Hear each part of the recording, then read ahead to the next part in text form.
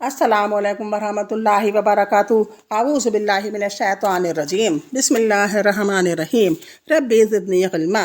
अल्लाहुम्मा सल्लि अला मुहम्मद व अला आलि मुहम्मद। सीरत नबी में कल ज़िक्र था महाज़ आराई का कि उसने कितनी कितनी परेशानियाँ दी मोहम्मद सल्लल्लाहु अलैहि वसल्लम को और उसके साथियों ने, अबू लहब और अबू लहब के साथियों ने। आज इससे भी ज़्यादा बढ़ गया और जुल्म सितम करने लगा। सुनिए, इंशाअल्लाह आपको दिल में तकलीफ़ भी होगी और ये सुनकर खुशी भी होगी कि उनके लोगों ने कितनी ज़्यादा मेहनतें और परेशानियाँ उठाकर हमें इस हाल में पहुँचाया कि हमें कुछ नहीं करना पड़ रहा है। बिस्मिल्लाहिर्रहमानिर्रहीम। जुल्म व जोर। नबुव्वत में जब पहली बार इस्लामी दावत का मंजर आम पर आई तो मुशरिकीन ने इसे दबाने के लिए वो कार्रवाइयाँ अंजाम दी जिनका जिक्र ऊपर गुजर चुका है। ये कार्रवाइयाँ थोड़ी थोड़ी और दर्जा बदर्जा अमर में लाई गईं और हफ्तों बल्कि महीनों मुशरिकीन ने इससे आगे कदम नहीं बढ़ाया और जुल्म ज़्यादती शुरू नहीं की। लेकिन जब देखा कि ये कार्रवाइयाँ इस्लामी दावत की राह रोकने में मौसर साबित नहीं हो रही हैं तो एक बार फिर जमा हुए और 25 सरदारान कुरैश की एक कमेटी तश्कील दी जिसका सरबराह रसूलुल्लाह सल्लल्लाहु अलैहि वसल्लम का चचा अबू लहब था। इस कमेटी ने बाहमी मशवरे और गौर व खौस के बाद रसूलुल्लाह सल्लल्लाहु अलैहि वसल्लम और सहाबा किराम रज़ी अल्लाह अन्हुम के ख़िलाफ़ एक फ़ैसला कुन करारदाद मंजूर की। यानी ये तय किया कि इस्लाम की मुखालफत, पैगम्बर इस्लाम की एज़ा रसानी और इस्लाम लाने वालों को तरह तरह के जोर व सितम और जुल्म व तशद्दुद का निशाना बनाने में कोई कसर न उठा रखी जाए। मुशरिकीन ने यह करारदाद तय करके उसे रद्द अमल लाने का पक्का इरादा कर लिया। मुसलमानों और खुसूसन कमज़ोर मुसलमानों के एतबार से ये काम बहुत आसान था क्योंकि उसमें ज़्यादातर कमज़ोर मुसलमान ही थे जो इस्लाम लाए थे। लेकिन रसूलुल्लाह सल्लल्लाहु अलैहि वसल्लम के लिहाज से बड़ी मुश्किलात थीं। आप ज़ाती तौर पर बहुत ही बावक़ार और मुनफरद शख्सियत के मालिक थे। दोस्त दुश्मन सब आपकी ताज़ीम करते थे। आप जैसी शख्सियत का सामना इकराम और एहतराम ही से किया जा सकता था और आपके ख़िलाफ़ किसी नीच और ज़लील हरकत की जुरात कोई रज़ील और अहमक ही कर सकता था। इस ज़ाती अज़मत के अलावा आपको अबू तालिब की हिमायत और हिफाजत भी हासिल थी क्योंकि अबू तालिब ने वादा किया था कि वो मोहम्मद सल्लल्लाहु अलैहि वसल्लम की हिफाजत करेंगे और अबू तालिब मक्के के उन गिने चुने लोगों में से थे जो अपनी ज़ाती और इज्तिमाई दोनों हैसियतों से इतने बाज़मत थे कि कोई शख्स उनका अहद तोड़ने और उनके ख़ानदान पर हाथ डालने की जसारत नहीं कर सकता था। इस सूरत हाल ने कुरैश को सख्त परेशानी और कशमकश से दो चार कर रखा था। मगर सवाल यह है कि जो दावत इनकी मजहबी पेशवाई और दुनियावी सरबराही की जड़ काट देना चाहती थी, आखिर इस पर इतना लंबा सब्र कब तक? भला आखिर मुशरिकीन ने अबू लहब की सरबराही में नबी सल्लल्लाहु अलैहि वसल्लम और मुसलमानों पर जुल्म का आगाज़ कर दिया। दर हकीकत नबी सल्लल्लाहु अलैहि वसल्लम के मुताल्लिक़ अबू लहब का मौक़िफ़ रद्द अमल रोज़े अव्वल ही से, जबकि अभी कुरैश ने इस तरह की बात सोची भी न थी, यही था कि उनको ऊपर जुल्म सितम किए जाएं। इसने बनी हाशम की मजलिस में जो कुछ किया, फिर कोहे सफ़ा पर जो हरकत की, इसका जिक्र आप सुन ही चुके हैं। बाज़ रवायात में ये भी मज़कूर है कि इसने कोहे सफ़ा पर नबी सल्लल्लाहु अलैहि वसल्लम को मारने के लिए एक पत्थर भी उठाया था। नबुव्वत से पहले अबू लहब ने अपने दो बेटों उतबा और उतैबा की शादी नबी सल्लल्लाहु अलैहि वसल्लम की दो साहबजादियों रुक़ैया और उम्मे कुलसूम से की थी। लेकिन नबुव्वत के बाद इसने नहायत सख्ती और दरश्तगी से इन दोनों को तलाक़ दिलवा दी। इसी तरह जब नबी सल्लल्लाहु अलैहि वसल्लम के दूसरे साहबजादे अब्दुल्ला का इंतकाल हुआ तो अबू लहब को इस कदर खुशी हुई कि वह दौड़ता हुआ अपने साथियों के पास पहुंचा और इन्हें ये खुशखबरी सुनाई कि मोहम्मद सल्लल्लाहु अलैहि वसल्लम नस्ल बरीदा हो गए हैं। यानी अब उनकी नस्ल कट चुकी है। हम ये भी जिक्र कर चुके हैं कि याम हज में अबू लहब ने सल्लल्लाहु अलैहि वसल्लम की तकज़ीब के लिए बाज़ारों अज्तमाआत में आप सल्लल्लाहु अलैहि वसल्लम के पीछे पीछे लगा रहता था। तकज़ीब करने के लिए यानी वो झुटलाने के लिए अबू लहब मोहम्मद सल्लल्लाहु अलैहि वसल्लम के पीछे पीछे लगा रहता था। तारिक़ बिन अब्दुल्ला महारबी की रवायत से मालूम होता है कि ये शख्स सिर्फ तकज़ीब ही पर या इनकार पर ही बस नहीं करता था बल्कि पत्थर भी मारता रहता था जिससे आप सल्लल्लाहु अलैहि वसल्लम की एड़ियाँ खून आलूद हो जाती थीं। ابو लहब की बीवी उम्मे जमील जिसका नाम अरवा था और जो हज़ब बिन उम्मिया की बेटी और अबू सुफियान की बहन थी, वो भी नबी सल्लल्लाहु अलैहि वसल्लम की दावत में अपने शोहर से पीछे न थी। चुनाचे वो नबी सल्लल्लाहु अलैहि वसल्लम के रास्ते में और दरवाजे पर रात को कांटे डाल दिया करती थी। खासी बदजुबान थी, चुनाचे नबी सल्लल्लाहु अलैहि वसल्लम के ख़िलाफ़ बदजुबानी करना, लंबी चौड़ी वसीयाकारी, अफ्तरा बरदाजी किससे काम लेना, फितने की आग भड़काना और खौफनाक जंग बपा रखना इसका शेवा था। इसलिए कुरान ने इसको हम्मलतल हतब, लकड़ी ढोने वाली का लक़ब दिया है।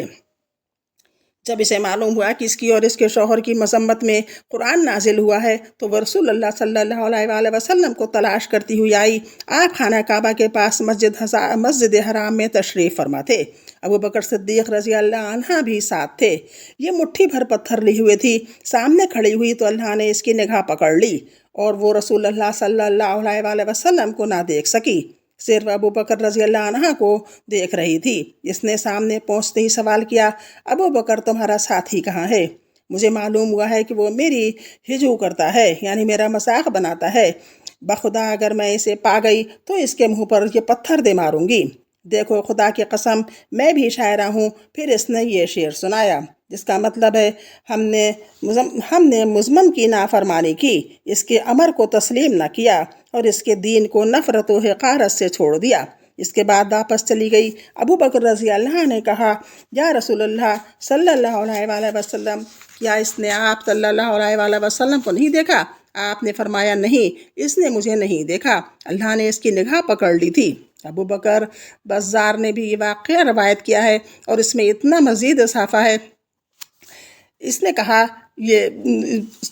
और इसमें इतना मज़ीद इजाफ़ा है कि जब वो अबू बकर रज़ी अल्लाह अन्हा के पास खड़ी हुई थी तो इसने ये भी कहा, अबू बकर तुम्हारे साथी ने हमारी हिजू की है।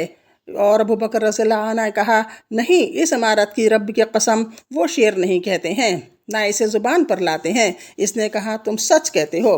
अबू लहब इसके बावजूद ये सारी हरकतें करता रहा था कि रसूलुल्लाह सल्लल्लाहु अलैहि वसल्लम का चचा और पड़ोसी था। इसका घर आप सल्लल्लाहु अलैहि वसल्लम के घर से मिला हुआ था। इसी तरह आप सल्लल्लाहु अलैहि वसल्लम के दूसरे पड़ोसी भी आप सल्लल्लाहु अलैहि वसल्लम को घर के अंदर सताया करते थे। इब्न हिसाक का बयान है कि जो गिरोह घर के अंदर रसूलुल्लाह सल्लल्लाहु अलैहि वसल्लम को अजियत दिया करता था वो अबू लहब, हुक्म बिन अबील आस बिन उम्मिया, उक़बा बिन अबी मुईत और कई लोग थे। ये सब के सब आप सल्लल्लाहु अलैहि वसल्लम के पड़ोसी थे और इनमें से हुक्म बिन अबील आस के अलावा कोई भी मुसलमान नहीं हुआ। इनके सताने का तरीक़ा ये था कि जब आप सल्लल्लाहु अलैहि वसल्लम नमाज़ पढ़ते तो कोई शख्स बकरी की बच्चेदानी इस तरह टिका कर फेंकता कि वो आप सल्लल्लाहु अलैहि वसल्लम के ऊपर गिरती। चूल्हे पर हांडी चढ़ाई जाती तो बच्चेदानी इस तरह फेंकते कि सीधे हांडी में जा गिरती। आप सल्लल्लाहु अलैहि वसल्लम ने मजबूर होकर एक घरौंदा बना लिया ताकि नमाज पढ़ते हुए इनसे बच सकें। बहरहाल जब आप सल्लल्लाहु अलैहि वसल्लम पर यह गंदगी फेंकी जाती तो आप सल्लल्लाहु अलैहि वसल्लम इसे लकड़ी पर लेकर निकलते और दरवाजे पर खड़े होकर फरमाते, ऐ बनी बदनाफ, ये कैसी पड़ोसी है, ये कैसी पड़ोसगी है, कैसी हमसायगी है। फिर इसे रास्ते में डाल देते। उक़बा बिन अबी मुईत अपनी बदबख्ती और खबासत में और बढ़ा हुआ था। चुनाचे सही बुखारी में हज़रत अब्दुल्ला बिन मसूद रज़ी अल्लाह अन्हु से मरवी है कि नबी सल्लल्लाहु अलैहि वसल्लम बैतुल्लाह के पास नमाज पढ़ रहे थे और अबू जहल और इसके कुछ साथी बैठे हुए थे। इतने में बाज ने बाज से कहा, कौन है जो बनी फलां के ऊँट की ओझड़ी लाए और जब मोहम्मद सल्लल्लाहु अलैहि वसल्लम सिजदा करें तो इनकी पीठ पर डाल दे। इस पर कौम का बदबख्त तरीन आदमी उक़बा बिन अबी मुईत उठा और ओझ लाकर इंतज़ार करने लगा। जब नबी सल्लल्लाहु अलैहि वसल्लम सिजदे में तशरीफ़ ले गए तो इसे आप सल्लल्लाहु अलैहि वसल्लम की पीठ पर दोनों कंधों के दरमियान डाल दिया। मैं ये सारा माजरा देख रहा था मगर कुछ कर नहीं सकता था। काश मेरे अंदर बचाने की ताकत होती। हज़रत इब्न मसूद रज़ी अल्लाह अन्हु फरमाते हैं कि इसके बाद वो हंसी के मारे एक दूसरे पर गिरने लगे और रसूलुल्लाह सल्लल्लाहु अलैहि वसल्लम सिजदे ही में पड़े रहे, सर न उठाया, यहाँ तक कि फ़ातिमा रज़ी अल्लाह अन्हा आई और आपकी पीठ से ओझ उठाकर फेंकी। तब आप सल्लल्लाहु अलैहि वसल्लम ने सर उठाया, फिर 3 बार फरमाया, अल्लाहुम्मा अलैका बिकुरैश, اس کا مطلب ہے اللہ تو قریش کو پکڑ لے۔ جب آپ صلی اللہ علیہ وسلم نے بد دعا کی تو ان پر بہت گراں گزری، کیونکہ ان کا عقیدہ تھا کہ اس جگہ دعائیں قبول کی جاتی ہیں۔ اس کے بعد آپ صلی اللہ علیہ وسلم نے نام لے کر بد دعا کی۔ ابن مسعود رضی اللہ عنہ فرماتے ہیں، اس ذات کی قسم جس کے ہاتھ میں میری جان ہے، میں نے دیکھا کہ جن لوگوں کے نام رسول اللہ صلی اللہ علیہ وسلم نے لیے تھے سب کے سب بدر کے کنویں میں مرے ہوئے پڑے تھے۔ امیہ بن خلف کا وطیرہ تھا کہ وہ جب رسول اللہ صلی اللہ علیہ وسلم کو دیکھتا تھا تو برا بھلا کہتا تھا۔ اسی کے متعلق یہ آیت نازل ہوئی، وَيْلٌ لِّكُلِّ ہُمُزَةٍ لُمُزَةٍ، ہر لعن طعن، اس کا مطلب ہے ہر لعن طعن اور برائیاں کرنے والے کے لیے تباہی ہے۔ ابن ہشام کہتے ہیں کہ ہمزہ وہ شخص ہے جو اعلانیہ گالی بکے اور آنکھیں ٹیڑھی کر کے اشارے کرے، اور لمزہ وہ شخص ہے جو پیٹھ پیچھے لوگوں کی برائیاں کرے اور انہیں اذیت دے۔ امیہ کا بھائی ابی بن خلف عقبہ بن ابی معیط کا گہرا دوست تھا۔ ایک بار عقبہ نے نبی صلی اللہ علیہ وسلم کے پاس بیٹھ کر کچھ سنا۔ ابی کو معلوم ہوا تو اس نے عقبہ کو سخت سست کہا۔ عقاب نے کہا اور اس سے مطالبہ کیا کہ وہ جا کر رسول اللہ صلی اللہ علیہ وسلم کے منہ پر تھوک آئے۔ آخر عقبہ نے ایسا ہی کیا۔ خود ابی بن خلف نے ایک مرتبہ ایک بوسیدہ ہڈی لا کر توڑی اور ہوا میں پھونک کر رسول اللہ صلی اللہ علیہ وسلم کی طرف اڑا دی۔